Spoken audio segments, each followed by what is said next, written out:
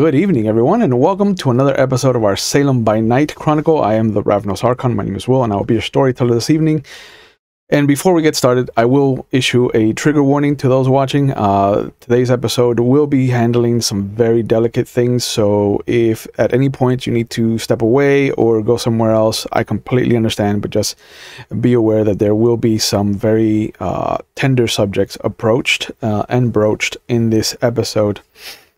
But last we left off, we had our very first Elysium episode with everyone gathered together except for Andreas, which makes sense given the situation that he's in. We got to see him with the Camarilla crew anyway, so we opened up with Kathy coming back to the club to see the damage that had been kind of ensued and how they had been waylaid while Andreas was about to leave.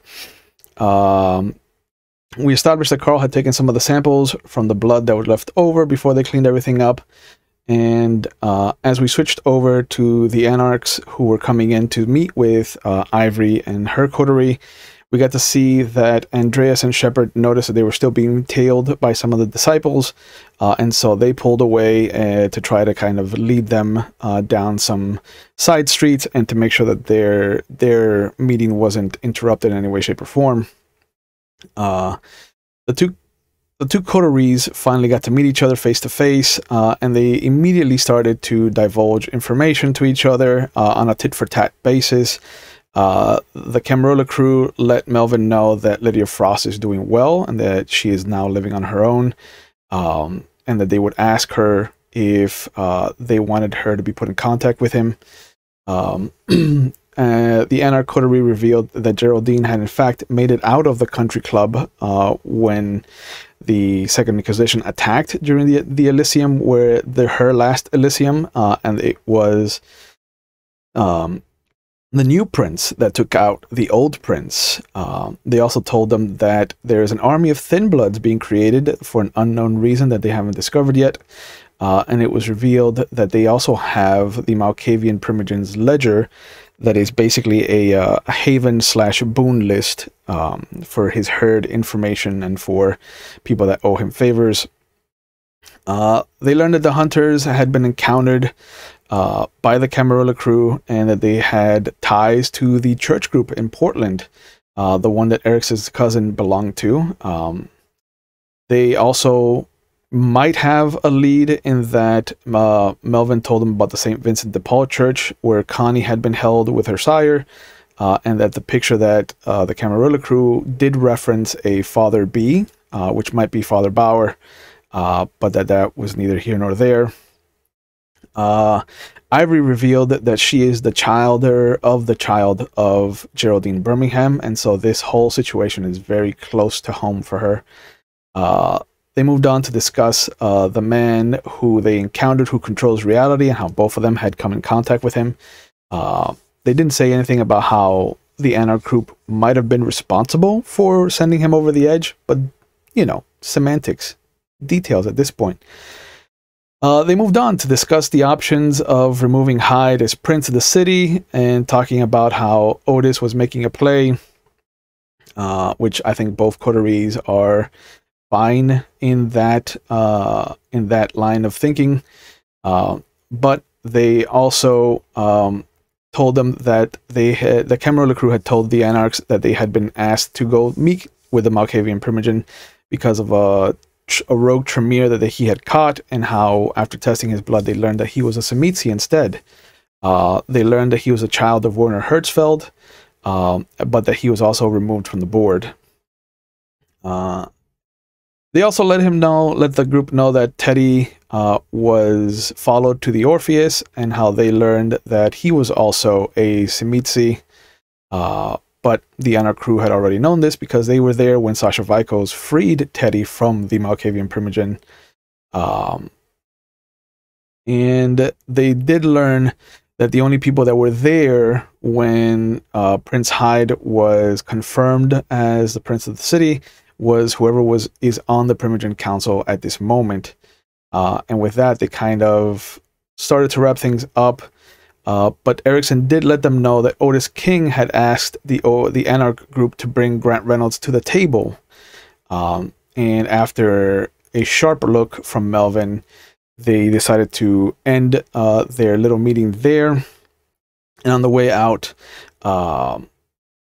Erikson felt the sudden realization that his sire had been taken off the board, as that was one of the very primal connections that they shared.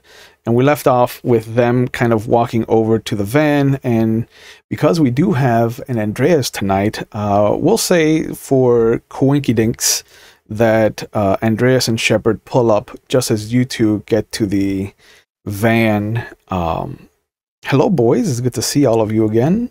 How's it going? I firmly believe this is the Marauder at work, and that's why we're just coinciding so perfectly. You know, sometimes all you need is a mage loose in the city to stack coincidence in your favor. Yeah. Mm-hmm. Yep. Just want to give a quick shout out before we begin to the Camarilla crew, because it was really awesome recording with them. Yeah. Yes, I was sad I missed that, but duty called. And also, when I see Andreas, I kind of wave him over and I go, we need to duct tape his mouth. Well, let me get it out of my hat. Yeah. You do notice that Erikson has been different since you've walked out. Okay. And this was I won't say that because I noticed it when we were inside. So Melvin's felt that same way before. Okay. All right. So I won't. We'll talk about that later. That's gonna get tabled. Pinning that. Yeah. All right, you aren't putting a new bill to the fucking Congress, motherfucker. Shut your mouth. No. All right. So, Will, pulling up, assessing the situation, because clearly some shit was going on while we got tailed. Did we shake the tail, by the way? You completely shake the tail. Shook it. Very easy. These guys, although they have numbers on you, that's very, very evident that they haven't been in Salem as long as you guys have. Like you and the Free Souls, like you've been here so long, you know the ins and outs, you know the veins, you know the arteries, and so it didn't take too long to kind of double back, and you did manage to follow them to one of the hotels that they're staying at, so you do have that in your pocket. All right. But yeah, you pull up and you notice that Erikson is not his usual self. There's a different air about him. But there's no new damage to the club. No new damage on them either. Everything seems to have worked out favorably. And nobody's on fire. Nothing is on fire. So a win-win, I think. Okay. And for once, we don't have because you said about duct tape for his mouth. I assumed you guys had a captive or some shit like that. No. I kind of walk up to Erikson. Do I recognize that same feeling? Like, is it something that brings something up inside of me since I went through it? Erikson, from what I've dealt with Erikson in our time together, I think he wears his emotions on his sleeves. Are you trying to hide what happened, or are you? The worst possible way. Okay. So let's the worst, like I am overcompensating hard. That is almost what I wanted to hear. So let's have opposed rolls. All right. Let's have Erikson. I'll let you choose whether you want to go with composure or resolve, which are both the same, so it doesn't matter. Yeah, it doesn't matter. And I'm gonna try to use. Sorry, go ahead. No, I was gonna say either performance or subterfuge, but you don't have a performance, so I'm assuming it's gonna be subterfuge. It's gonna have to be. Yeah. For Melvin, it will be wits and insight. Cool. And I will also try to. I'm sorry, go ahead. Go ahead. No, I was also going to try to use if impeccable lies under my specialties would be used. You know what? I'll let it go. Yeah, you can. You can add and that. then can I also use my specialty of detect lies? You know what? Yes, both of you get an extra die. Go bananas. Son of a bitch! Son of a bitch! It's almost like he was a cop or something. Yeah, I know, right? God. That's what I was about to say. I was like, hey, was she alive that he's trying to... You know what? I didn't. You know what? I shouldn't have even tried to put that extra die. I shouldn't even have tried. No, I'm you glad probably you did. I'm shouldn't glad have, you did. considering what I just rolled. I'm glad you did, though. You probably Okay. I'm gonna tell you what I rolled. I rolled Okay. a 7, a 5, a 4, a 2, and a 1 on the hunger die. Oh, Horrendous. but you got a 7, so that's 1 success. Yeah, I was like, you could just said shit. I ain't rolled shit. That's just Yeah. Okay. 7, 6 or higher. Mm-hmm. Yes, 7, 7, 9, 6, and 3 10s, including one on my hunger die. Okay. He can see, smell, and taste your bullshit. You know what? How about we just play it? I'm just gonna play it like, you know what? You already know what's up. I rolled 9 dice. My dice pool was 9 dice. Yeah. Yeah. Yeah. You know, you've seen people. You've had to interrogate people. And you know when someone's putting up a front, this is prime property on Front Street right now is what Erikson is doing for you. What happened? Yeah. You know what? No, I'm fine. No, it's perfect. No, you're not. What happened? Is there a payphone around here? Real quick. Down the street, yeah. Down the street. All right, boom! I just start running towards the payphone. I'm like, but that's what I say. I say it out loud. I go, "Where's that payphone?" And then I notice it. Boom, dart right to it. I don't even care if people see me. Okay. Using the speed that I have. Oh. Okay. Do you have fleet? No, soaring leap. How about that? Oh, okay. No, you do have fleet. Oh, never mind. Oh, I do. Yeah. I believe that's a rouse check. It is. Okay. I rolled a 10 though, so we're okay with that. All right. So no hunger increase. But the Andreas and Melvin see Erikson for the first time in a while just blink from where he was standing to the payphone. I look at Andreas. I go, some shit went down. Not in there. Apparently something happened while we were in there, and he's saying he's fine, but it's just like his political career bullshit. Okay, so human stuff? Okay. I don't know if it's no, just like his political career. Oh, okay. It's bullshit. But something big happened. State senator, bro. Well, when in doubt, let's go listen in. Well, as we start walking over there, like normal people, yeah. I tell like Andreas, people. I feel just for the sake of everything, I feel because like I told you, I don't have my notes. I can't find it. I just got back from a trip. Yeah. I fill him into what happened in the meeting, into everything. I don't leave anything out. Okay. And while we're strolling over, I can roll for it if I need to. Let me scope the area just in case anybody just happened to notice that shit and freak the fuck out. Sure. What's an awareness? Thank you. Yeah. The least I can do is be a good criminal about this. Yeah, of course. So you do find out that, but I think you knew. I think that Jesse told you that she's Tulip's child. So the only new piece of information for you would be that Ivory is Geraldine's grandchild. Nice. Okay, that is new. And I tell him how they gave her bullshit story and saying that it wasn't the new prince, that's not what happened, that she was alive, or no, not that she was alive. It was that who they wasn't that they said the Second Inquisition killed her. That the Second Inquisition killed her. Yeah. Okay. But then we also put 2 and 2 together that she might still be alive because I only saw her neck get broken. I didn't see any kind of final death. Yeah. No. Okay. Otis got his neck broken. Geraldine was staked. Oh, that's what it was. Okay. Yeah. A little bit worse. And I tell you also Loose Lips over there decided to reveal the fact that Grant Reynolds and Otis wanted Grant Reynolds at the table. They're not a huge fan of Grant Reynolds. The guy's not been in the business of making friends for a while, but okay, well. I'd like to think I'm an acquaintance, but like a good enough one that he hasn't murdered me the few times that we've met. Hmm. A good place to be. But he gave a little bit too much info. I was trying to tiptoe around it, and he kind of word vomited, and then soon after, you could tell something happened to him. Well, he's always been the gregarious one. By the way, I'm glad you shook the tail. That gang was thanks to our friend Werner Hertzfeld.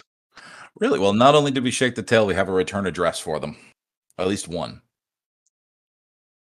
So, Will, I look at him and I go, I'm in. Yes. So scanning the area around us, I got a 6, a 7, another 6, a 9, a 1, and a 10. Scanning around, there's not a lot of people in the area. There is a cab driver that looks like he was in the middle of a bite of a sandwich that is kind of rubbing his eyes. But he's also, you can smell that there's marijuana in the air. So there's room for questioning. Okay. Oh wait, I didn't see that. Never mind. No. But as Erikson gets to the payphone, what is going on? Who are you trying to call? I want to go ahead and call Sam. Okay. You hear the phone ring a few times, and then you hear Marcus's voice. How can I help you? It's Erikson. I'm looking for Sam. Oh. Yeah, give me a second. And you hear the phone being placed on a desk. And then the muffled kind of, it's Erikson on the phone for you. And you hear the furniture shift in the distance, and then a few moments later you hear the kind of scraping of the phone being picked up. Yeah, what's going on? Where's Liz? I mean, you would know more than me, right?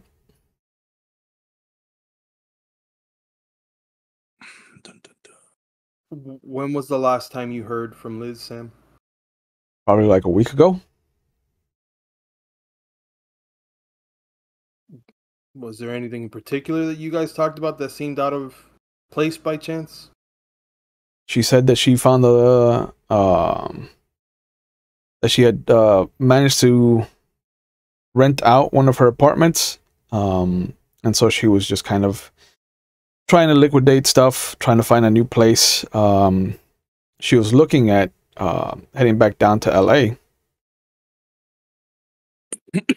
Did she tell you where she was staying at the last time you talked to her? Yeah, I went over there. It's on the other side of the bridge, not too far, not great real estate, but it was close enough to the warehouse district that she could get out of there. And over here, it's pretty good pace. You got a pen? You got a paper? Look at the phone book. Look inside the tote if it's got a phone book in there. It does. Some of the pages have dicks drawn on them. Others have like different stick figure bullshit. Dick. It's vandalized. Dick, figure dick. All right, just keep going. Go to the page that's open that has enough space on it. Yeah. Go to the back of it, rip it off, and I'll puncture a fine, a fine hole into the tip of my finger. Yep. Go ahead. And she gives you the address. Not like you said, like she said, it's not too far across the bridge. Mm-hmm.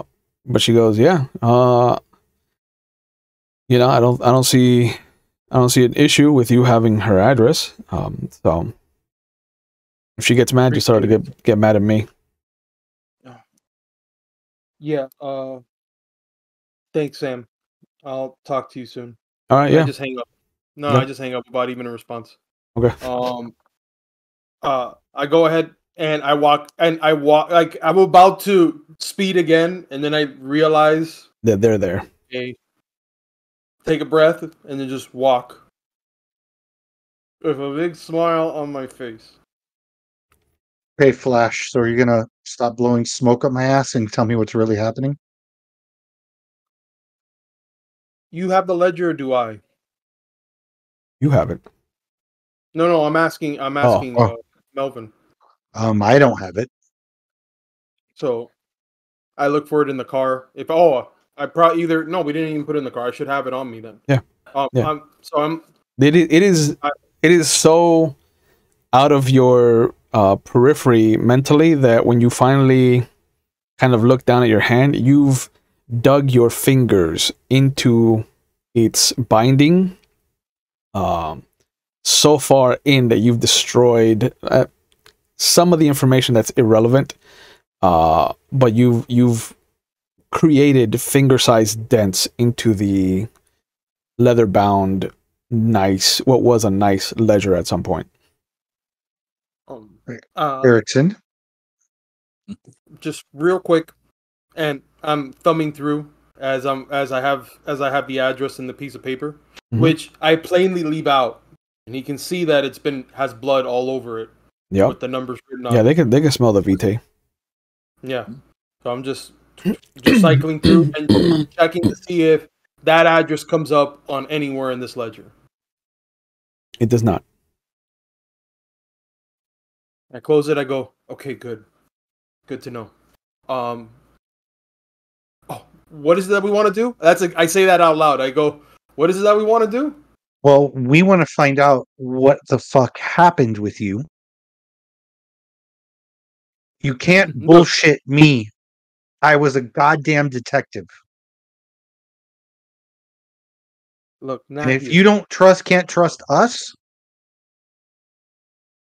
who the fuck are you going to trust? Look, not here. I know I'm asking. Oh, I'm sorry. Eraser, did you were saying not here? You didn't want to draw attention to yourself? Okay, I'm fine with it. Duly fucking noted. Can we just go?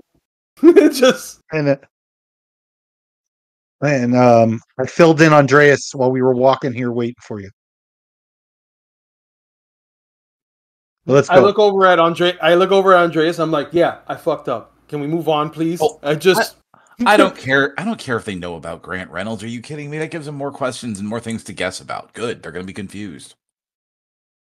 I will say this. As we start walking back to the car, I'll whisper it to you. I'll just say, it looks like we might be on the same side. As the Camarilla?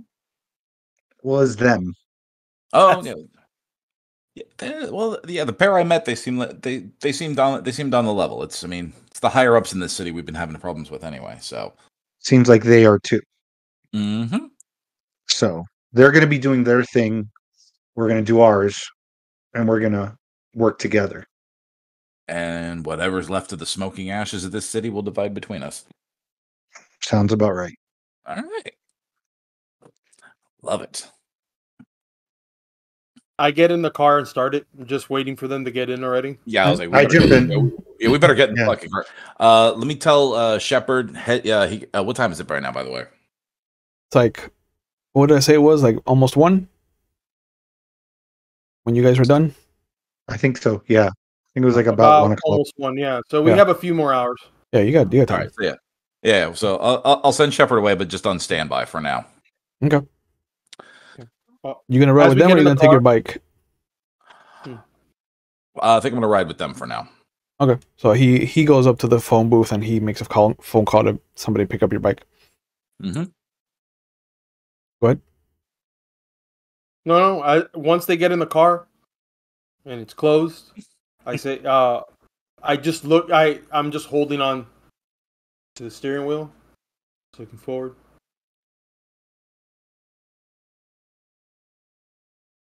Do you want anyone else to drive? And I complete knee jerk, almost like I break my neck. Nah, it's fine. Because you look like you just saw a cross and you're going to drive us into a pole. All right, I'm just concerned. My right hand has the piece of paper I had with the address, and I hand whoever's in the front seat.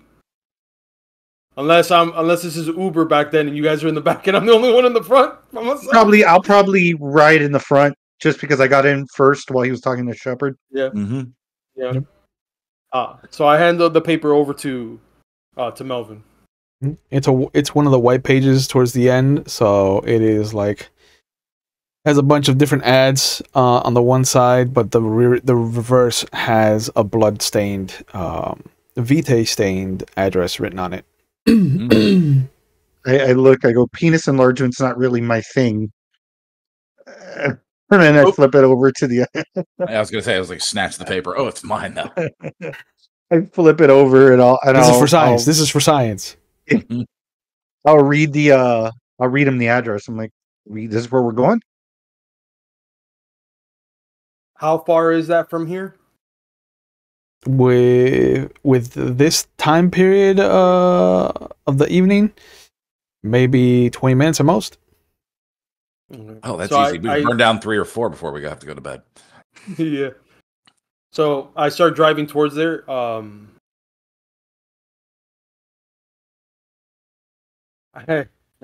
guess I have no other way to say this. Elizabeth Barrister is no longer with us. Your sire? And I literally just I'm not even paying attention anymore to the road. I literally just hang my head down into the steering wheel. I'm not even... I grabbed the steering wheel. Yeah, I was like leaning in the back seat. I'm like, hey, big guy. And I grabbed the steering wheel. I'm like, just quietly, I grab it. I'm like, I've been through that. Like, I don't even, like, at this point, he's just holding the steering wheel, and I let go of the steering wheel. So he's, Jesus, take the wheel. Or in this case, Melvin. Melvin. And I'm just, like, standing there. And I still have my foot on the pedal. I tell you, I'm sorry. I know how that feels all too well. We're heading to that address. Mm-hmm. And grab the wheel. Yeah. And anything that's there, mm-hmm. yeah, it will not exist either. So all I will say is grab the wheel. I may ask for a lot. Like, I look around, I take a moment, I go, I may ask for a lot, but all I ask is for you to grab the wheel.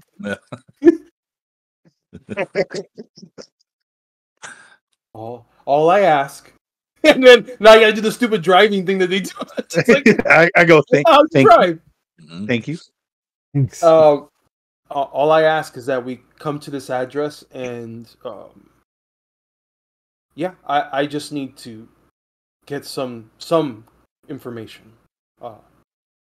And whoever did this, I switched to Romani just without even realizing it. We cut their fucking heads off slow. Which to you guys just sounds like something very sibilant and full of brutal gestures. Now, mind you, I smirk at that. I'm like, that is actually exactly what I was envisioning. So unless there's something, I don't know if there's anything else that we want to talk about. But yeah, I'm not going to bring up anything until I get there. I'm not thinking of anything besides going there. Yeah, I mean, if it becomes a quiet, just lick our own dicks about what a great city it's going to be under fucking Otis, but we got to get there first. If it becomes a quiet ride, that's fine. Well, I just mentioned real quick that what Andreas mentioned off, like, just really quick, that he mentioned the fact that he has the return location of one of the bikers. On the bikers, the people who are tailing us, yeah. Which we at least what we believe are they are the bikers, that other gang. I'm sorry, I completely forgot about that. Yeah. And I think about it for a moment. I'm like, is it on the way? It is not. Okay, well, we'll save that for another time. You have blood stains. I was just saying we can get to that shortly after. I was like, we both have pieces of paper. Yours has blood stains on it. We do yours first. Yeah, I appreciate it. You go across the bridge as you've done several times before. You follow the roads to where it leads you down some side streets, and you pull up on what looks to be not a ramshackle apartment building, but definitely a smaller and more leaning towards lower class type of apartment building. You can see that the little courtyard in its U shape, the little courtyard has strewn with like different kinds of toys that you would imagine are communal. Excuse me. You can see that some of the doors have stickers on them and different kind of children's accoutrements. And you climb up the steps to the second floor, and you go down to what is a simple door. It is the nicest of the doors as far as like its neighbors are concerned. But if you check it, it is not locked. Activate silence of death. Yep. That's I always free. have that active. I always have that bitch on, bro. Look, I'm you the know what? quietest I always motherfucker have, ever. I told that Will first episode. I said, Will, I've always got silence of death on. Yep. Which is always, great. I always turn on awe. The problem is it has a radius, so until I get more than 20 feet away from you. Yeah. No, you know what? For that, I might as well just turn on awe completely. At this point, I just want people to just be to not be fighting with me at this. So keep putting on awe this whole time. Question: Yes. Is a scene the entire scope of us going into that house? Yes. Doing whatever we're doing. That's the whole scene. Okay, that's the whole scene. So I'm gonna do a rouse check. Okay. For my new ability. Yeah. Of because I think it lasts for a scene. Yeah. Toughness. Okay. Sure. Just because I don't know what kind of shit's gonna happen, and I typically I'm the one that gets shot. You know, it's fair. Every time that you've come to an apartment building or have had anything to do with an apartment building, you have gotten shot at.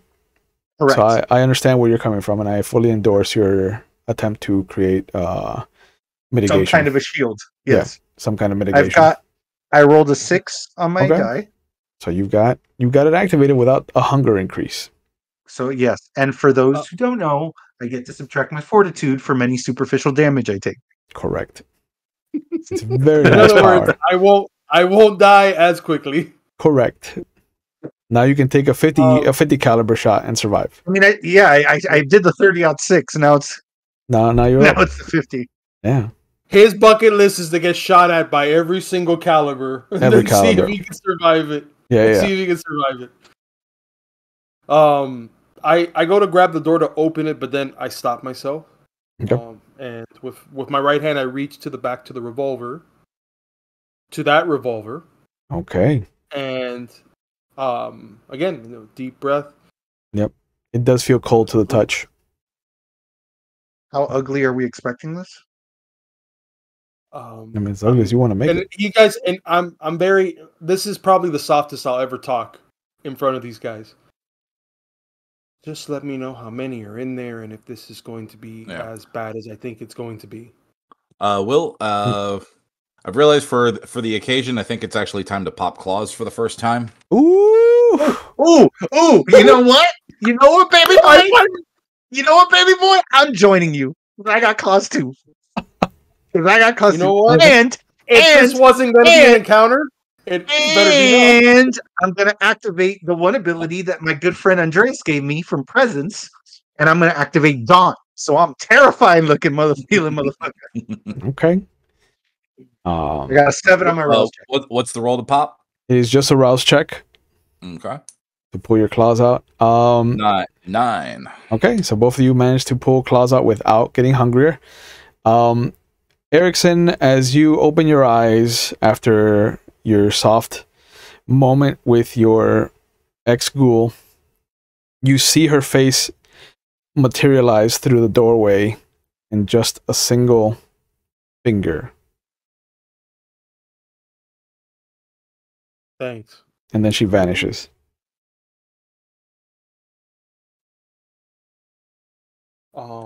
This apartment It's an apartment, or is it like, I forgot. I'm trying to remember what you said. Is this an apartment building? Or are these like duplexes that are connected to each other? No, like... this is an apartment building. It's a 2-story apartment building. It's a little square U shape with a courtyard in the center. It's very much in the same kind of cookie cutter design that Albert's apartment was in. Okay. For reference to Melvin. So that means that if right now the second floor, is this the top floor or the second floor? You're the second floor, yeah. Okay. I think about it for a moment and I look over at Melvin. I say, there's a mirror. I mean, there's a window on the opposite end. You think you can? What's that word? And I look over at Andreas. I'm like, pincer. Yes, because I remember this from Patton. Yes, pincer. To just get. I'm trying to flank these people. That's like what I just said. Just like, I'll go over there to the other side. And when I'm around the corner, I'm gonna obfuscate. So let me roll another. Yeah, just round check. pull on all that. This guy has been working great. I got a 6 and a 7. Let's see how it keeps going. All right. A 2. I got hungrier. The pendulum swings the other way. As you go around the corner, you feel that nobody is around you. You feel the soft crunch of something that isn't turf underneath you, and as you look down, you see a very classic kind of Barbie doll, and immediately your thoughts go back to your daughter. And there is that whole thing that you have been pushing back into the back burner and trying not to think about, but the image of what kind of doll she must have grown up with, how your wife was kind of forced to raise her on her own after what happened to you, and the beast inside of you starts to show you an image of a little girl playing with a doll, very much hand sewn, yarn for hair, this kind of button eye that's kind of slumped down a little bit, but you see her look up into your field of view, into your perspective, and her eyes widen, her smile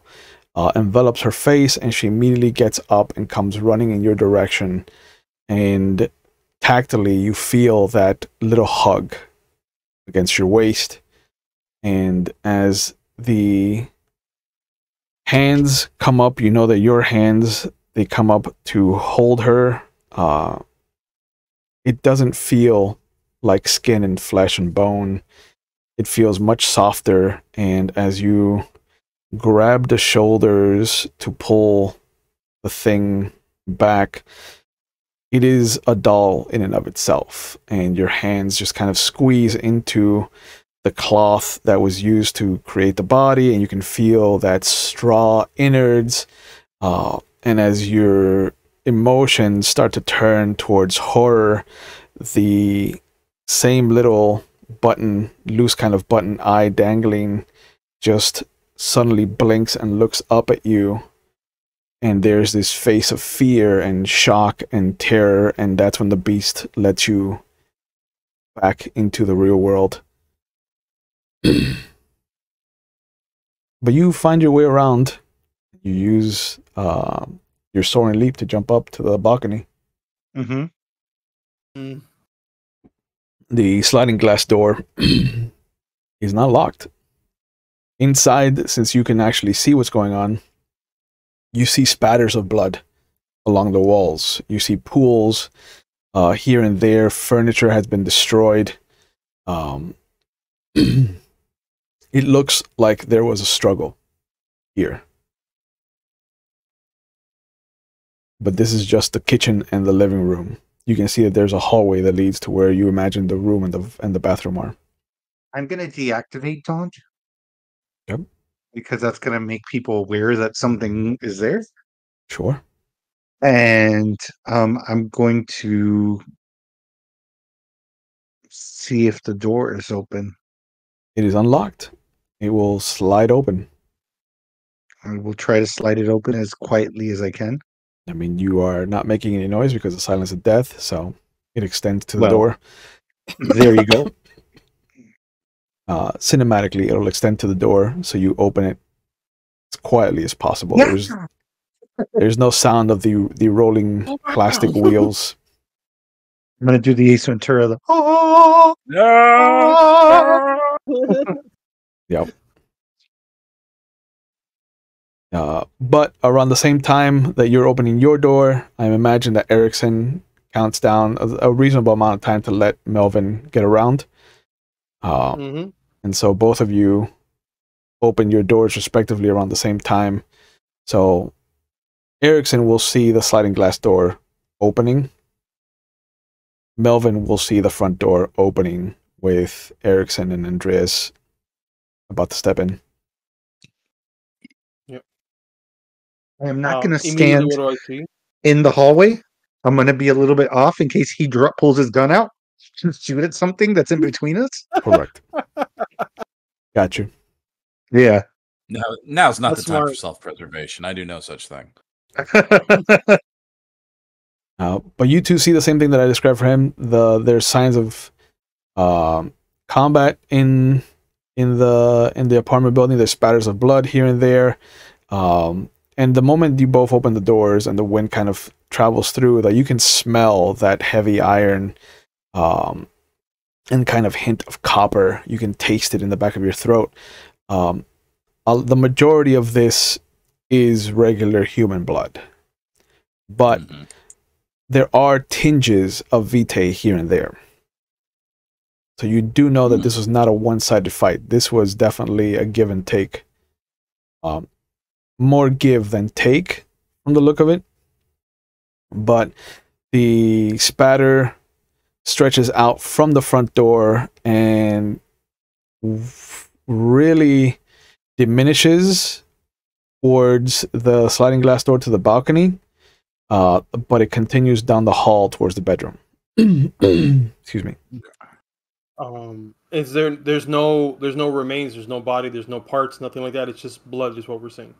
The blood is what you're seeing. And if there was any streaks, they all lead towards the hallway into the bedroom beyond.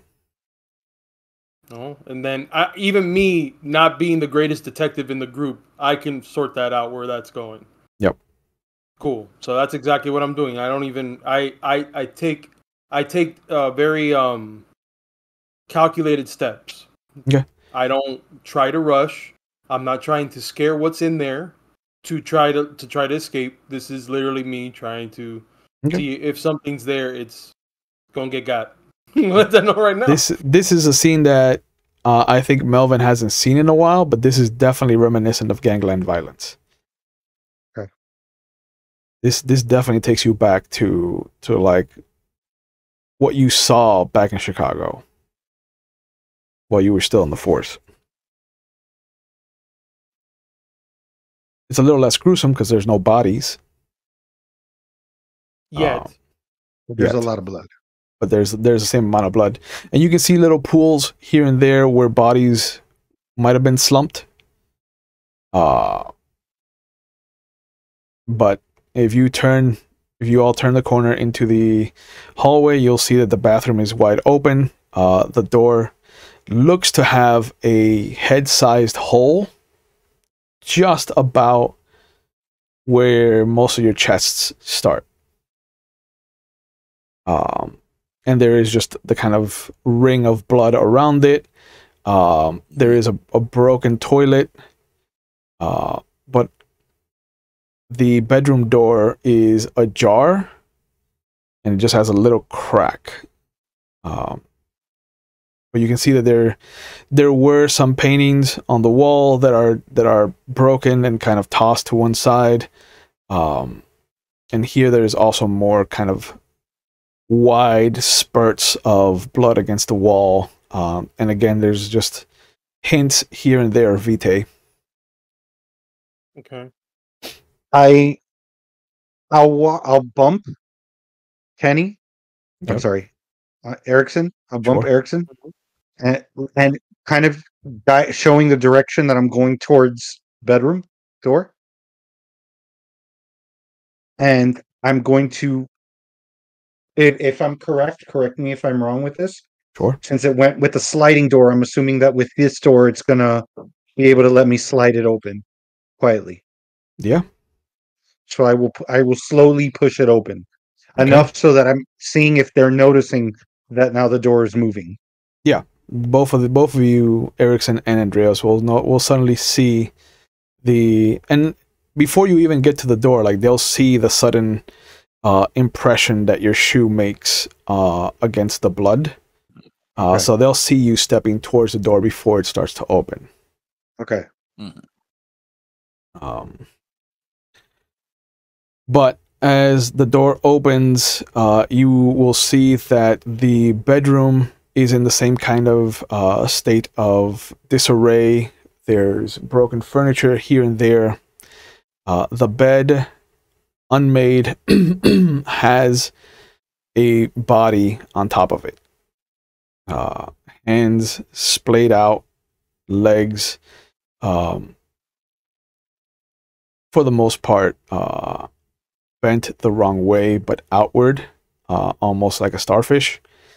But the one thing that does immediately catch everyone's attention, and I would like everyone to roll a composure and resolve roll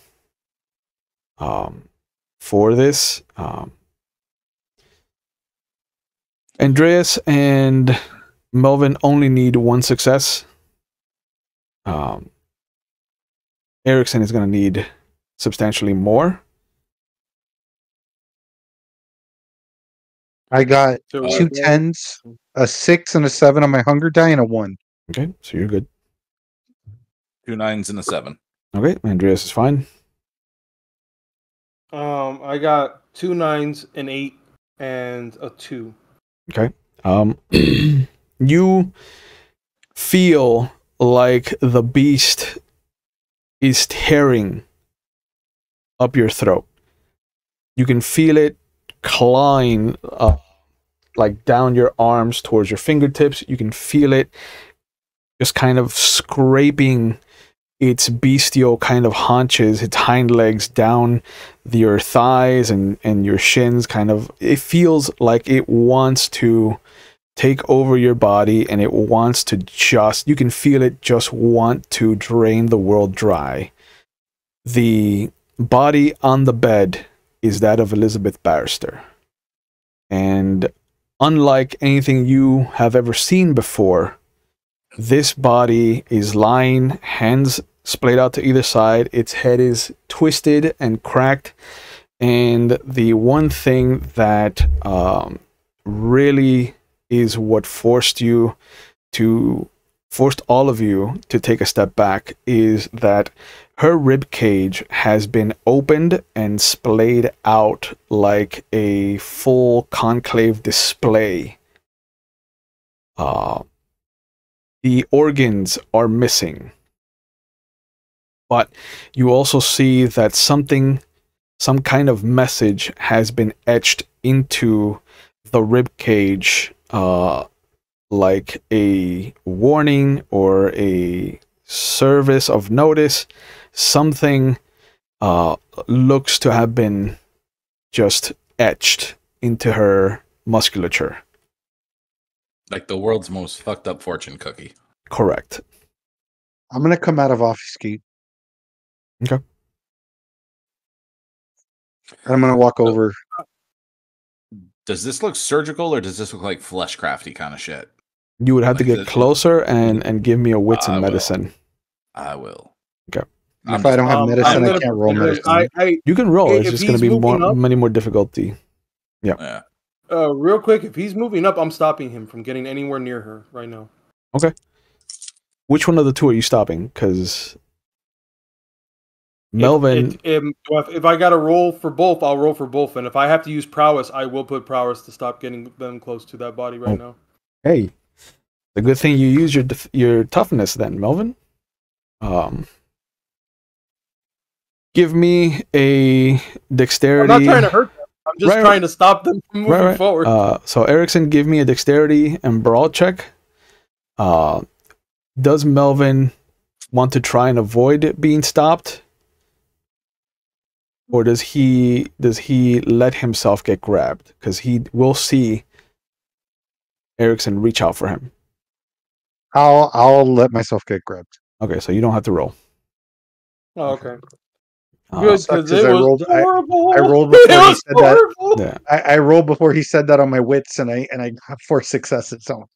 So that would have been great. Both of you can feel the potence in his arms, though. Like the moment that he lays his fingers on your arms to stop you, or your shoulder to stop you, you feel the full force of his potence behind it.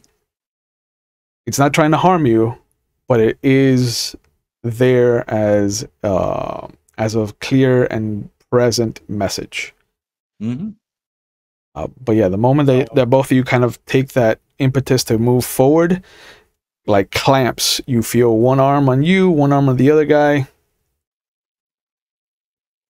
Erikson, we need the information.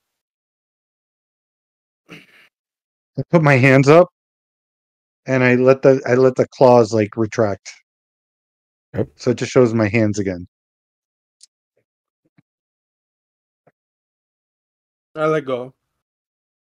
And I take one step back. Thank you. So, Will, turning back towards the body without touching it, as close as I can get, just to read just to get a closer look and see what's there. Yeah. Now that he's let go of you, yeah. If he lets go, can I use that other roll? I will honor your rolls. I did tell you what to roll, and you rolled, so I will honor what you rolled.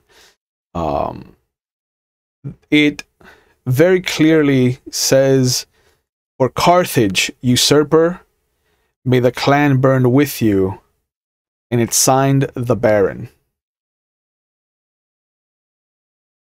But how many successes did you get on your wits and medicine?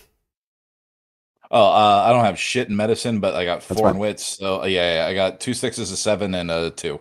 Okay, so 3 successes for you, 4 for Melvin. 4. This definitely looks like it started off surgical, but there are no breaks to the bones. The bones were flesh crafted with vicissitude. Okay. And the etching was also done with vicissitude. The lettering is too nice. Yeah. This definitely looks like a finger did it, not a knife. It's a little too thick. Yeah, and revenge for Carthage, no less. Or this is for Carthage, right? Yeah, for Carthage, usurper. May the clan burn with you, the Baron. You guys don't say that out loud, do you? I'll read it all out. Yeah, I'm a dumb enough person to be actually sounding it out as I'm saying it. I don't know no better. Sure, here you go. Yeah, sure, especially that last part. Yep, there you go. That's what it be written in her cavity. But yeah, like I said, the organs are all gone. This was a very much clearly meant for someone to find and take note. And looking around the room, like there's no other evidence of the organs, anything else on display. No, other than just the body itself. The only thing that's weird here is that the window looks like it was forced closed from outside because there's bloody fingerprints on the handle, the little kind of ledge to push up, but the fingerprints outside are on the actual glass. And all the streaks of blood look like they lead towards the window. So whatever she managed to fight off, they were cleaned up. This looks like someone professional did this. Okay, well, then I'm done with the body for now. I'll actually head over and pry open that window and take a look around on the outside. Not climbing out the actual window, just seeing what else is there. Anything trailing off. Given your wits roll, I'll piggyback off of your successes there. It very much looks like, although it's almost difficult to notice, because of your vantage point, you can see that there was some kind of heavy vehicle that came up right to the wall. It didn't drive off, so it looks like something very calmly pulled itself to right underneath the window and then very calmly wheeled itself out to do as little damage as possible to the grass and grounds.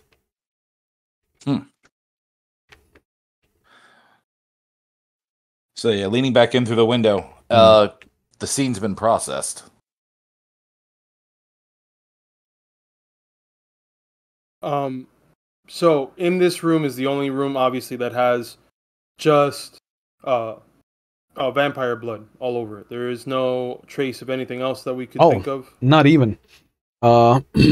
As Andreas kind of goes over to the window, with the extra success that Melvin got over him, he will notice that the body has 3 bite marks. One on the neck, one on the wrist, and one on the thigh. There's very little... Like it's the same teeth? Very little vitae here. Different mouth sizes.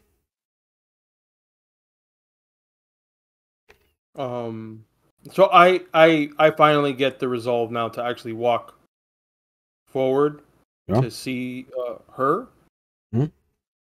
And I go ahead and I see the bite marks, which is the first thing I notice. It's just the bite marks. Yep. Then I realize that she's pretty much a cavity at this point. She's got... Yeah. The bite marks look like they were done after, or at least without any kind of fight to resist. So the only thing that comes to mind is that she was either killed before and then fed upon, or she was staked and then fed upon. But the left side of her torso doesn't have a hole in it. But also it could have been flesh crafted away. The bite marks were not licked closed, so it's very evident that they wanted you to see this. So she was a Cainite, right? She was kindred. So the fact that they didn't diabolize her entirely, like the body's still here. Body's still there. They want us to find it. Or someone to find it. Right. I take a moment and I walk over to Erikson and I put my hand on his shoulder. Not as aggressive as he did. And I just say, no, I understand it more than you know. I'm sorry. Real quick, I look at the wording and before you move on, because Elizabeth I think deserves it, and because she meant that much to you, even though I don't think Erikson would ever admit it, for them never and for the audience, could you paint a picture of what Liz looked like? Just so we know how much of a beauty or how much of a modest kind of appearance she has, because it's still very much present. Like, aside from the scene itself, like, her face looks surprised, but also does not take away from whatever appearance she might have had for you. I mean, Liz is looked the same day from she looked as pretty much. I always remember from the first day that I met her, which was the day that she turned me. So it's a very, very imprinted piece inside Erikson's brain. She is much younger than Erikson, because Erikson being turned in the 40s, being succumbed by somebody who was in their early 20s or looks like they're in their early 20s means, it's very shocking at first for him. She is about 5'5". She has dark, magically dark hair. I mean, it is pretty, like, it's not even crimson. It's pretty dark. It's pretty black. Very tight features on the for the face. She has like, you can see the cheekbones into, like, she essentially looked like she got out of from watching Poison. Essentially, is what she looked like from seeing Poison live at the Viper Club type of thing. Nice. But that is essentially how I would, like, if I would joke with her every now and again, from as little of information that I know about rock music, because very limited on that. I imagine that she would have been, if she wasn't doing as far as what her life took her, that she would actually be on stage doing that. And yeah, there's only one song that I like, and it's "I Love Rock and Roll" because of her, because that is her one motherfucking song that she will. Doesn't matter, whenever I go see her, that is that fucking song that's playing in that jukebox. Which is probably the reason why I wanted that song in The Last Call. As it is at this point, I'm just breaking down. So at this point, you can see Erikson's just checked out. You can see that pretty much it's getting very, very tunnel vision. And the only thing that I can see is just literally the lettering that was written on her. Real quick, considering that it's one kindred to another, and you said that this was like a finger was used, would there be any, even if a nail got broken off from doing this, is there anything that would have been left there from the person? Nothing. Would it be worth it for me to do an investigation roll, or have we kind of caught everything? You've caught. I'm detective. Yeah. Detectiving. Yeah, you've caught everything there is to give you. Okay. You can, between you and Eric and Andreas, you saw the trails leading out the window. You saw that this was a scene that was cleaned up.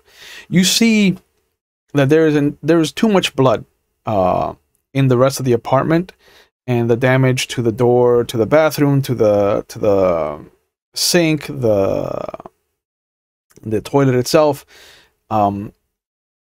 There's no bodies. Like, there should be, at least from the violence that you've seen and from the damage that you've seen to the room, to the apartment itself, there should be 6 bodies easily around her. Different states of dead. Dismemberment. Okay, now the doll that was outside, did it look like it's been there for a while? Was that in the same area as the window? No, that is like, so the U shape, and not the U shape, but the U shape of the apartment building, she's over here. And so when you went around, the doll was here. Oh, okay. So it's very much one of the dolls that kind of like tossed out of the communal play area. So it wasn't something that was like far and unwarranted. What were you gonna say, Kenny? Oh, I was just gonna ask if there's a phone in the house. There isn't. The apartment doesn't even look like there was a phone line installed. The fridge doesn't even sound like it's running. Excuse me. And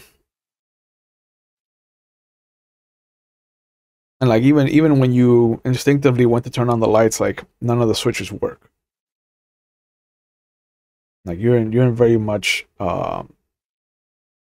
just the outside moonlight, the outside kind of natural electric light that's bleeding in.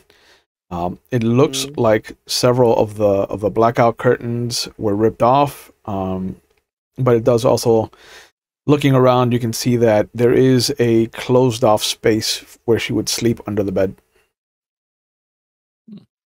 I'm gonna activate Eyes of the Beast to see if it helps in catching anything else.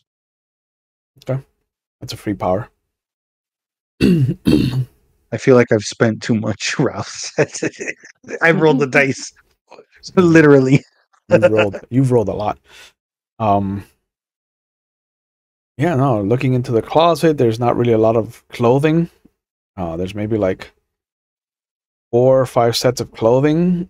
All of it except for a dress is rock inspired.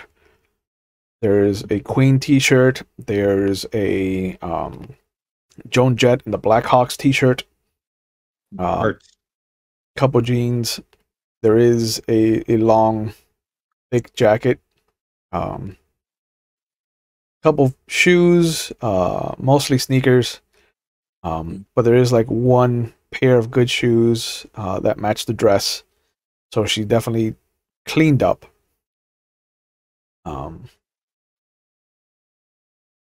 There's really nothing. You do notice that there is a box, like a shoe box, that's there's like a little corner sticking up above on the top shelf of the closet. Grab it. Feels light. Sounds like there's just papers, things that are easily slide around inside. I'll open it. The top. Take a look inside. The top thing looks to be one of the first Polaroids, but it is definitely also one of the first selfies because it is a picture taken with the arm coming up and disappearing into the viewfinder, and it's her big grin, big like shit-eating grin, and it is Erikson behind her, almost unaware that the picture is being taken care of. I flip it over to see if there's anything written on the back. Give me a wits and awareness roll since you have your Eyes of the Beast. Okay.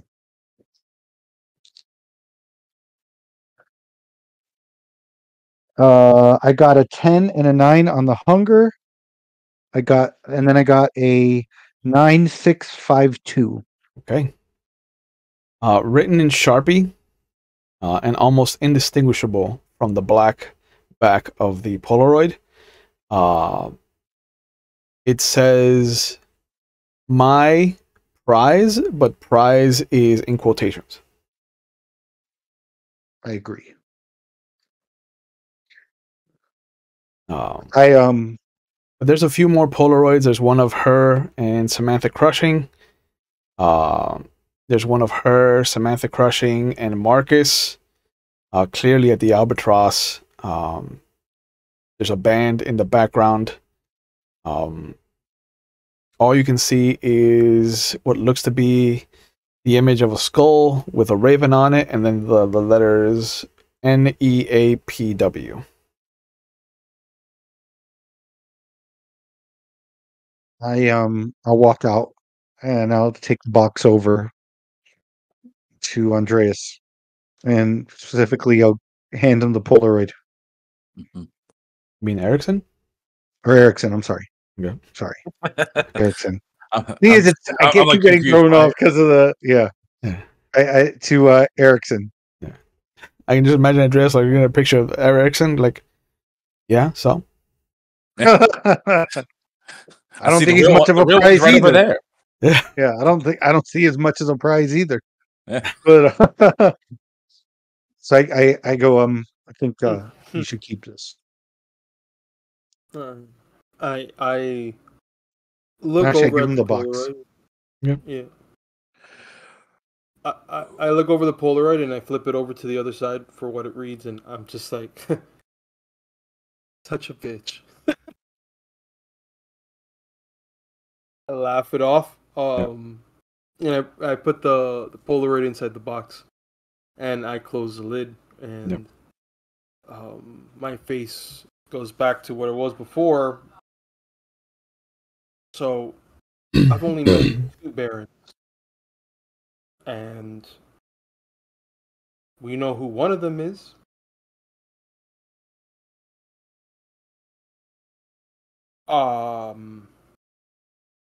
Melvin, since you've had more of an interaction than I have with Mr. Reynolds, do you think this is something he would do?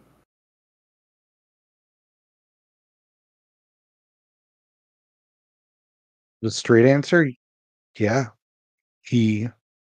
I told you, he told us he was going after the Primogen.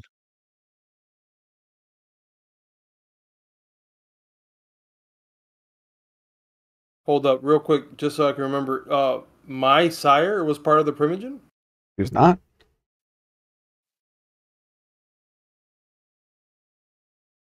That's... Oh wait, so I would already know that she wasn't the Primogen then. Yeah, no, she wasn't a Yeah. Primogen. Oh, never mind then. I'm like, and I say, I mean, he's kind of a lunatic, but I don't see how this would help his cause when he's primarily trying to find Werner Hertzfeld and wants the Primogen's heads. And just so that I can get my head on straight, Will, the other Baron that I'm thinking of, I believe, is Alexandra Villanova, or Villanova. So now that Werner Hertzfeld is no longer on the Anarch Council, the 3 barons are Grant Reynolds, Kamila Barovka, and then Gustav Vladikov Orsten. Heavy Gustav. Gustav, yeah, he's very European.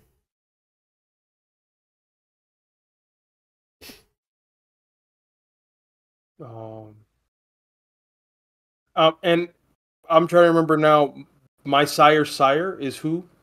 Because that I don't think we've ever brought up that information. I don't think we've ever brought up the information either. Yeah. But you do know that before Reynolds showed up in Salem, the Council of Anarchs had no Baron, and it was Yvette Morrison, Elizabeth Barrister, Kamila Barovka, Gertrude Hansig, Nikolai Barlow, Daniari Bartley Gray, and then Saif Najjar.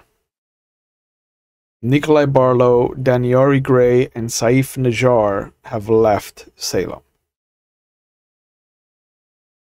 Elizabeth Barrister is now deceased, and no one has heard about Yvette Morrison since Grant Reynolds showed up, but very clearly Kamila Barovka was swayed, and Gertrude Hansig has also not been heard of.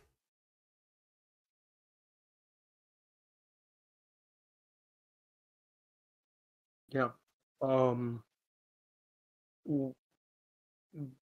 Whoever did this is trying to set up very, very, very clear message. And at this time, who's the Primogen currently? As far as what clan is concerned, because Brujah. The Brujah clan Primogen was killed by Grant Reynolds. That's right. That was Aisling McGinty. That would actually spring that for me then. I wouldn't even, at that point, then I wouldn't even bring up the other barons, because at this point, if he was the one that killed off my Primogen, then what's to stop him from killing off everybody else? I think the plan that we had with the Camarilla and with us actually is I don't see me ever getting anywhere near this gentleman other than to remove the head from the body. So until I find out otherwise, anytime if we're gonna be calling him in, I can't be a part of it. If you want it to go smoothly. I will say that right now. Out of what we're going through and what we're having to deal with, I understand that this is not something that I'm going to act on, because I know that all it's going to do is shit on everything that we've done, if I haven't already done that. So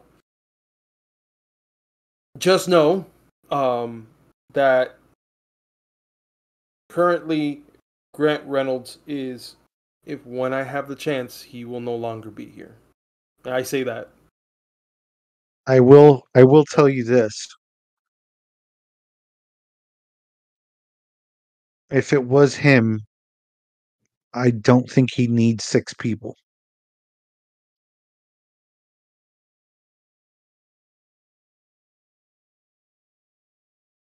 It wasn't just one person here. I point to the bike marks again, I point to the blood stains. Grant Reynolds doesn't work well with others normally. I've never seen him in any of the evidence that they've shown us be part of a group. There's only one other person that he ever worked well with. Elizabeth Guernsey. So Yeah. it could be a couple things. But I'm not going to take away from any of your feeling, because like I said, I'm still dealing with my own demons. Yep. But Mhm. he doesn't all the times he's killed Primogen,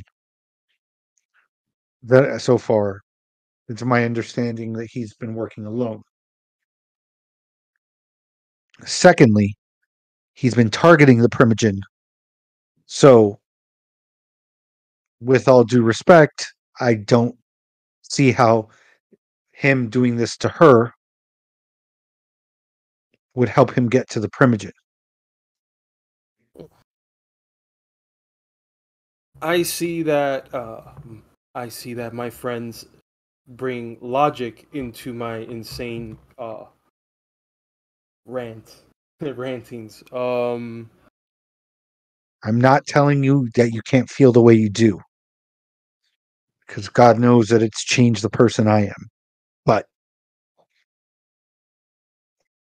there's still a bit of me that's a detective and tries to think somewhat logically. I'm not saying it wasn't him, because nobody except she and the person that did this and the 6 others that were here know what happened here and who did it. But don't get the tunnel vision that I got. I know who killed my sire. I know what that tunnel vision feels like. You're making assumptions based off of a message. You know how many messages I've seen that are red herrings to make you think one way? Whoever did this knew that you would know that all of her children would know. So it could be somebody doing what we're doing and making other people. He may be, whoever did this may be trying to cause all of her children and her clan to also turn on Reynolds if they haven't already, and have a basically an unofficial secondary blood hunt, because I think he was already in a blood hunt for Grant Reynolds, right? Just no one had A the balls secondary, to follow through. just an extra tweak for the blood hunt.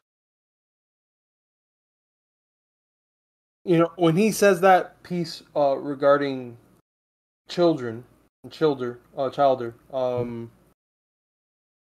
out of the 10 years that I've been unalive, I've never seen or interacted, or I believe I've never seen or interacted with any other.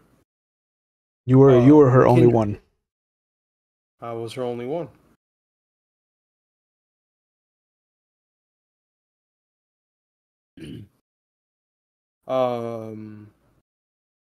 Did you guys find anything else while we were here? I show him the note with the letters that you said out of the box. You said there was the photo with the letters. There was photos, there was Polaroids, and there was just letters of acquisition. So this is like old boons that she has claim to. So these are boons that she's had. Yes. I want to just check, and I'm wanting to know. And again, I am probably one of the, that's kind of why she probably did quotations as prize, because I tend to not keep up to date when it comes to for legal sake or formality sake. Any boons that is it kind of like a transference or inheritance? If let's say for instance my sire had a boon, they could count like that. You'd have to go talk to whoever the boon was with. So most kindred will honor a boon, especially if it's been like put to paper. Like that's a very important thing to some clans more than others. Mm-hmm. How many is you said that is it a lot of different? There's 7. There's 7. Okay. There's 7 boons that have been written in, and there's also a deed to this apartment building.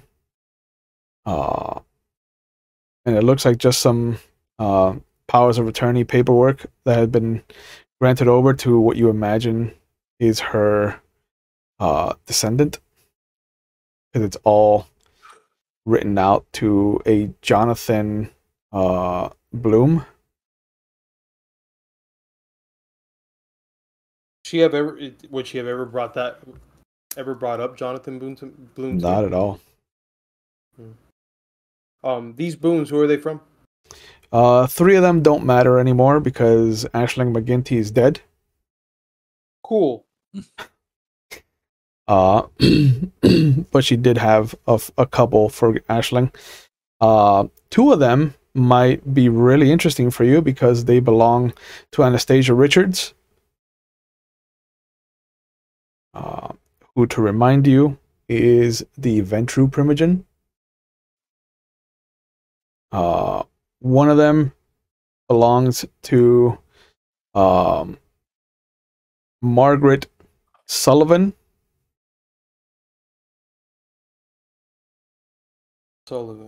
Yep. That name does not ring a bell. No. And the last one is for Yvette Morrison. Really? Yep.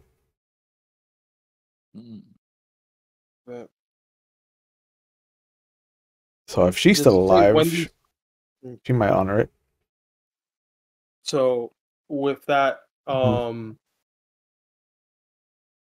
I take out the 3 that I take out the 3 boons that are there that we know that I know are worthless because that person has passed.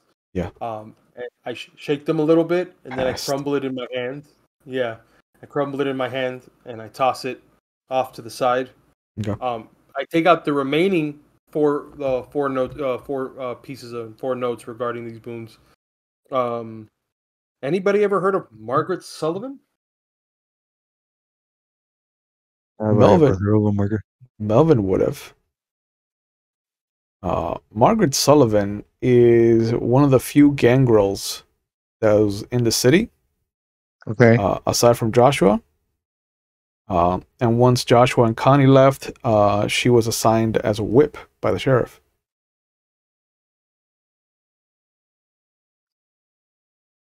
I fill that in for you guys.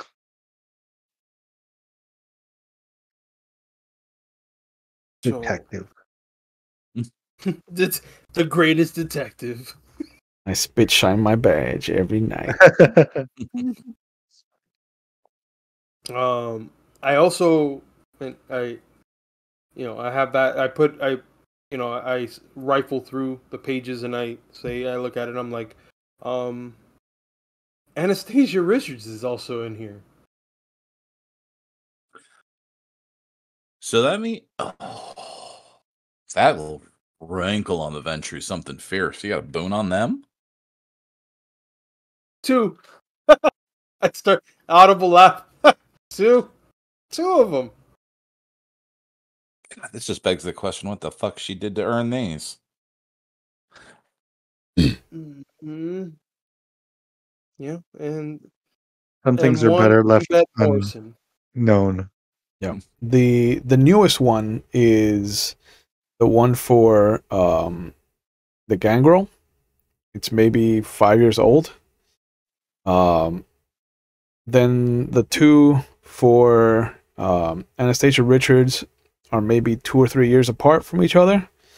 But they're definitely like closer to at least 8 or 9 years away from the current date.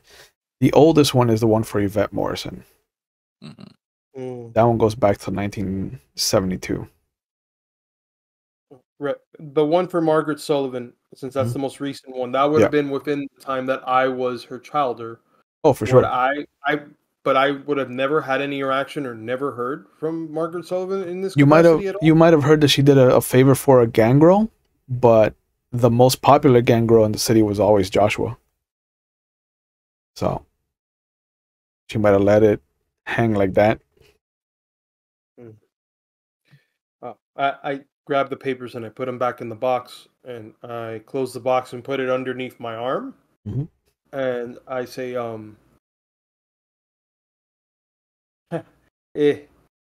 we need to get out of here before I destroy this place.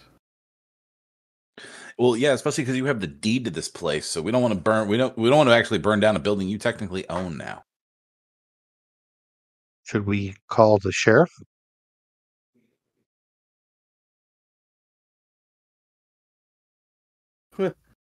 Yeah. I will remind you that you are in West Salem, and as such, outside of the sheriff's jurisdiction.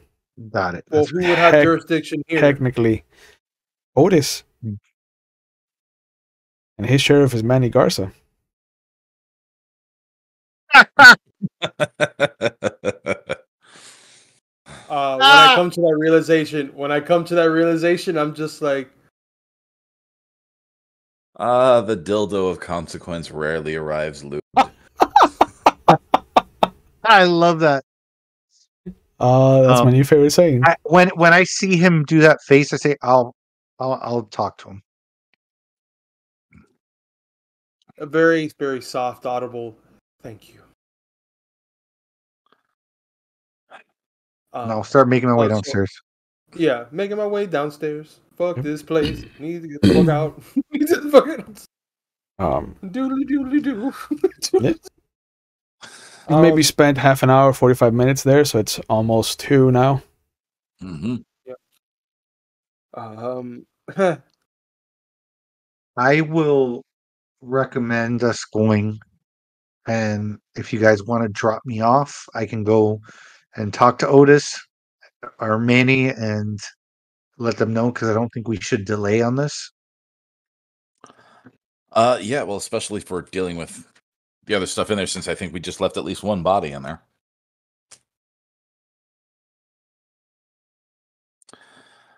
All right, I guess next stop, get Melvin off. I mean, like, Erikson contemplates whether or not to leave her body there.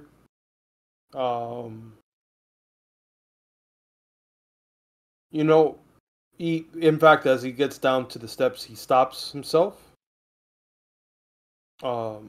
And he, guys, just a moment. I turn around. I use fleet if I need to do this really as fast as possible. Yeah.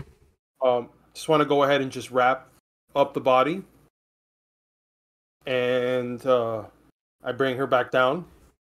If you're gonna close the butterfly of a chest cavity, you will have to break her ribs.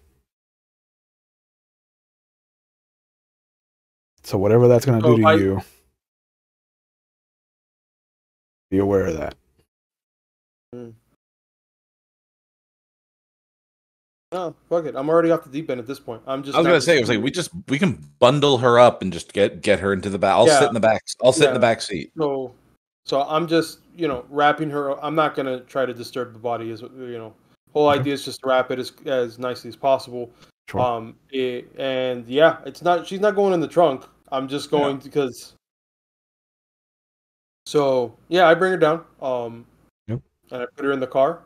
I don't even think about it twice. I've just literally put her in the car. Whether it looks like we're carrying a body, it is what it is. That's exactly what my thought process is. That's what I get to be the sensible one for a change and actually actually keep an eye out when I know what he's coming back for. Just like, hey, sir, you might want to turn the fuck around and walk 3 blocks. Just it's simple. I put sunglasses on her. We're golden. We're good.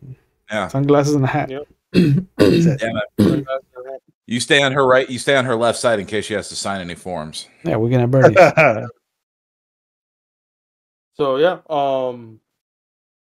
if there's no objection, I'm going to where Manny Garza would be. Okay. So you drive.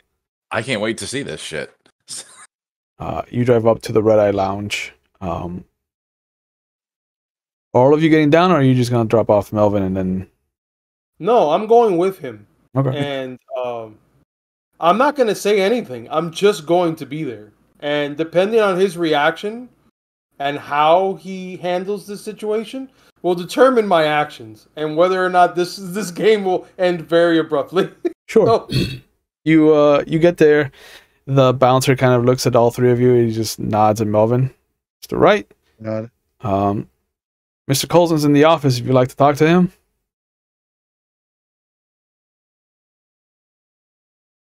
Or are you here to partake of the festivities? Looking for Manny. None of the above. Yeah, I'm looking for Mr. Garza. Oh, he's away right now. They should be back later on tonight. Do you know where? It's kind of urgent. Didn't tell me, sir. Mr. Colson might know. I walk in. Okay. Yep. I just walk. Colson I can talk to. That's not a problem. Yeah. Here's my sire. They turned her chest into a salad bowl. Yeah. But you walk in. One of the other guys comes rushing over to the office door, knocks a couple times, peeks his head in, and then after a moment, just kind of holds the door open for you as you walk into the office. And then he closes the door behind you. And Colson just kind of looks up. Is Melvin with me though? Yeah. All 3 of you are in the office. Okay. Yeah. Gentlemen, how can I be of service to you? Where's Manny Garza? He's with Otis. I was about to say something. He starts talking. He's with Otis, of course. No, because this is not Manny Garza, so I'm not. That's why it's like we have a delicate matter, and it's quite urgent. I'm sure I can make myself available. What is the matter at hand? I look over at Erikson. I immediately walk up to Colson. I just get as close as I can in between whatever desk he's at. Yeah, he just looks up at you. Since this is West fucking Salem, I need to speak with the sheriff. And it just so happens to be Manny Garza. So unless you're the sheriff, I would like to know where he's at. Well, as I'm sure you heard, him and Otis and Mr. Corchigan are away in business. They should return shortly. I start walking over to him, and I go like, I kind of go like this, and I like bump the chest of Erikson. I go, "May I?" I go and I sit in an available chair that's there. Yeah. So I go, Mr. Colson, I apologize. But all right. He's had a very rough evening. It looks like it. Most not can't hide it. I start squeezing the life out of the arms of this chair that I'm in. Okay. Just there's been an incident. There's been involving his sire. I understand. Unfortunately, as a result of this incident, he no longer has a sire. I see. And you see him pull out a ledger, flips to a page, and then you see him scratch out a name. And then he closes it. That's unfortunate. The ledger, when he pulls that out, am I able, like, does it have any, is there like a spine to it, cover to it that has any kind of indication of what that's written on there? None whatsoever. Just a ledger. Leather-bound book. But he closes it, puts it back in his drawer. I take it that you're here because it needs some kind of cleaning? Well, the apartment is a mess. Mr.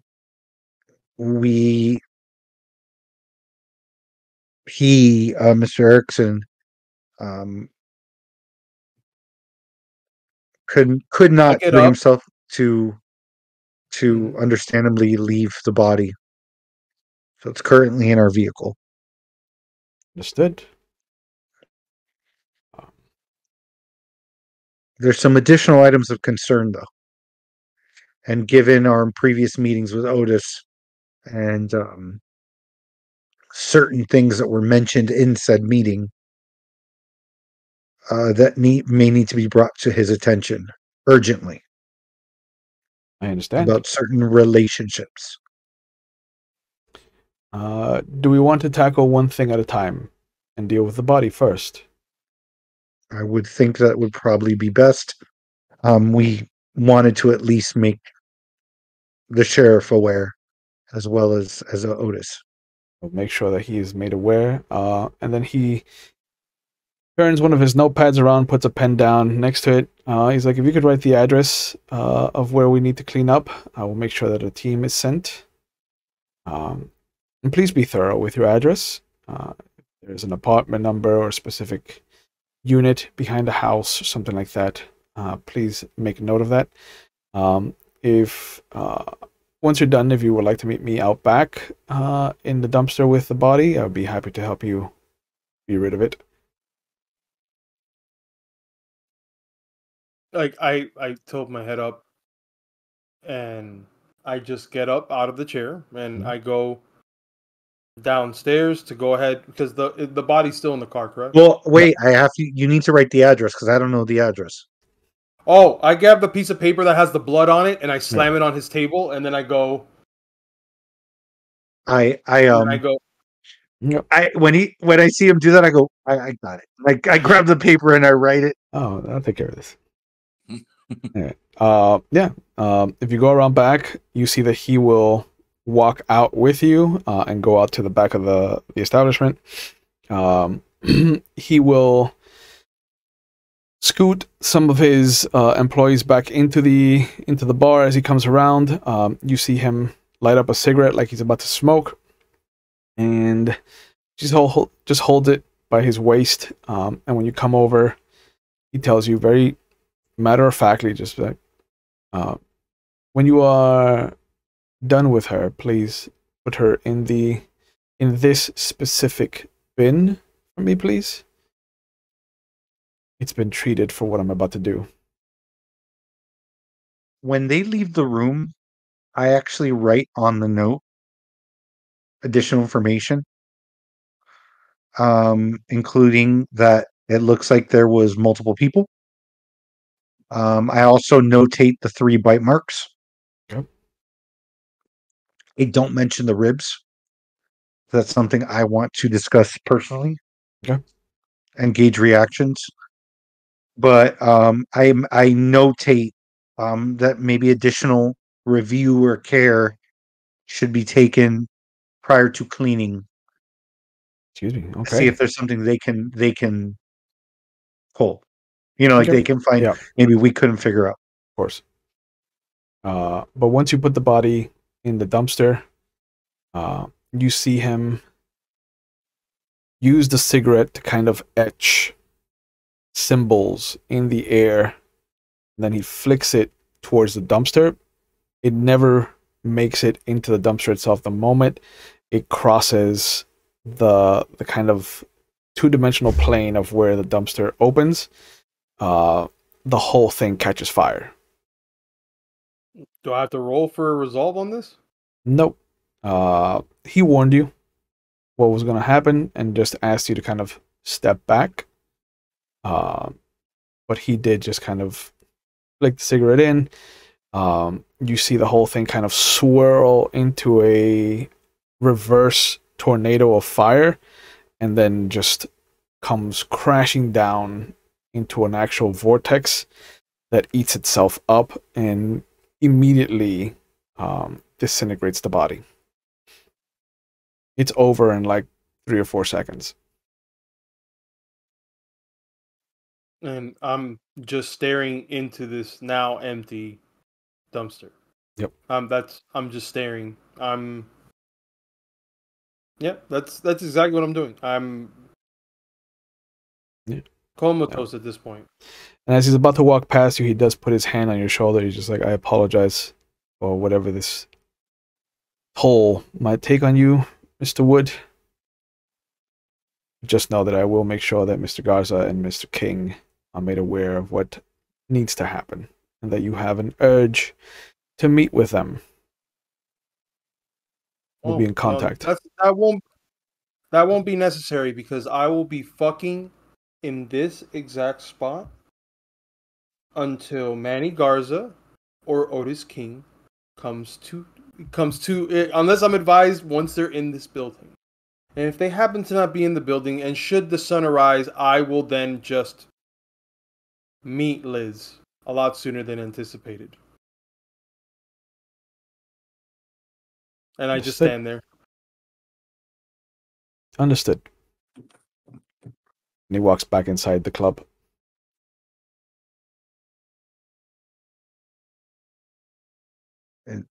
And I understand what you're going through, but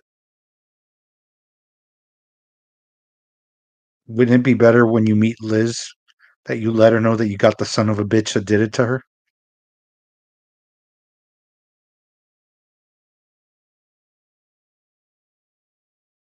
We can't do I all still the have killing. I still have prowess. No, prowess is no longer on, correct? No, different We've scene. been gone. Yeah. We left the scene, yeah. And I'm being sincere. I'm being sincere. I'm being completely honest.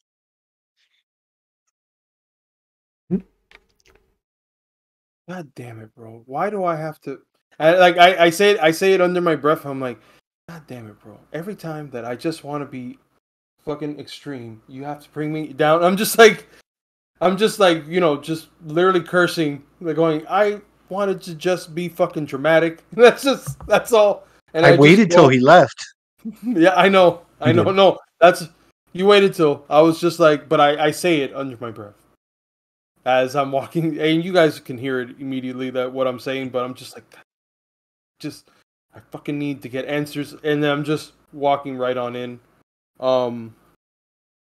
Before I walk in, actually, I turn to you guys. I'm like, look, I'm all out of sorts, and this is probably one of those moments where you're going to get that clarity from me, so we can have this chat before I go off the deep end once again. So,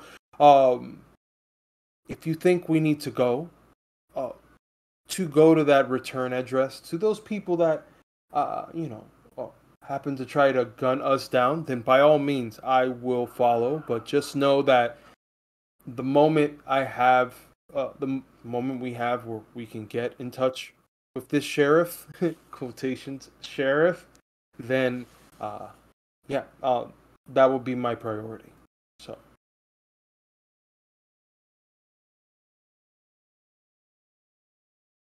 You do what you have to. Mm-hmm. Cool. I think it's still fresh and it's still going on, but it's in your head. You've got the images. I can't speak because I didn't see my sire's body like you did, but I had to refocus. You don't think I'm going to kill that motherfucker. You're sorely mistaken, or I'm going to die trying. But there's other things I need to take care of first. Don't let this completely engulf you. We've still got a whole lot of other things to do. I hear the Queen song coming up in my head, and it's too late. My time has come. That's just in my head. One of the few Queen songs that I remember her playing. That's exactly what I hear in my head. Yeah. Sends shivers down your spine. Just remember, you're not the only one that's going through this exact same thing. And you at least were able to give her a proper burial. Proper burial.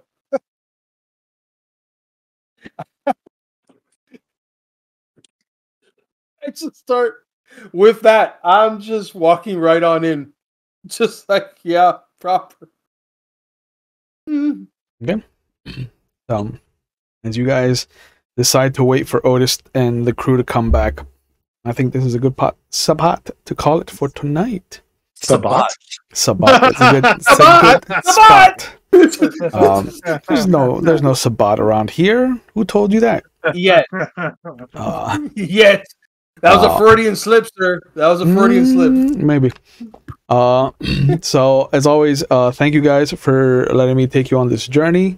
I appreciate the three of you. I hope I didn't disgust you too much with that scene, and I hope that all of you watching were not disgusted too much by that as well. I did try to warn you at the beginning of the episode that we would be handling some very delicate subject matters. And, flesh crafting is one of them. As always, I want to give you guys a chance to plug whatever you're into. So we'll start with you, Eric. Do you want people to find you on the internet, and do you want to plug anything? No, I am currently as incognito as possible. So perfect. This is why I ask now instead of just assuming people want to do anything. Kenny, where do you want to be found on the internet, and what are you up to? Actually, what I have been doing is slowly starting to send out our save the dates, because I am getting married at the end of this year. So yeah, boy. I have finally started that process. I have given the boxes needed to my groomsmen. Wink, wink, nudge. Yeah, don't look at me. We know what the fuck they are. It's just... yeah. But yeah, other than that, it's literally just focusing on that, because it's just right around the corner. So along with that, I just played Legacy, came back, so I'm actually doing runs now for Legacy for Crit or Die. Nice. But it's not as frequent. I'm trying to see if I can do it frequently, but it's probably every so often, so every week or 2 weeks type of thing. Okay. But yeah, other than that, that's pretty much it. All right, Jeff, where can you be found on the internet, and what are you up to? So right now, Crime Ocopia, I think the episode's going to drop this week. I know Q, my wonderful co-host, said she had already started editing and posting stuff. Nice. So it's still Miami. We still got about 3 more episodes having to do with Miami. So this latest episode's mine. Murder for or interesting murder case where a prison rat ratted out on the person. Pretty interesting. It's a cool case in from Coconut Grove. But that's pretty much it right now. Being a groomsman in a wedding, because snitches get stitches. Exactly. Snitches get stitches. So that's pretty much it right now for me. Okay. Aside from this wonderful show. Okay, I love you. Before we go into our outro as well, I would like to say preemptively to our Ravnos, a happy early birthday, sir. Since it is at the end of the month. Yes. Yeah, well, yeah, 2 days. Me and Clint Eastwood, and I celebrate the Hitchhiker's Guide to the Galaxy Day 42. Nice. Awesome. Nice. Well, I hope you have your towel with you. That's what I'm going to clean up the blood with.